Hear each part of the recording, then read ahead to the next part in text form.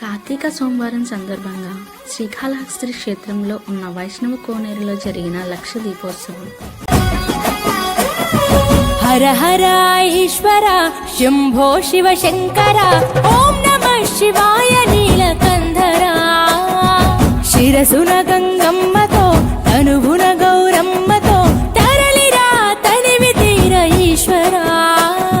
పొలిమేరలో వీరభద్రుడా వెండి కొండ మీద వెల్పు నీవురా ఇలాక పాలకాల భైరవ ఆ పాల నుండి కావరా నీ అగ్గలే కాచిమైన కుట్టని మూడు కల్ల రేడు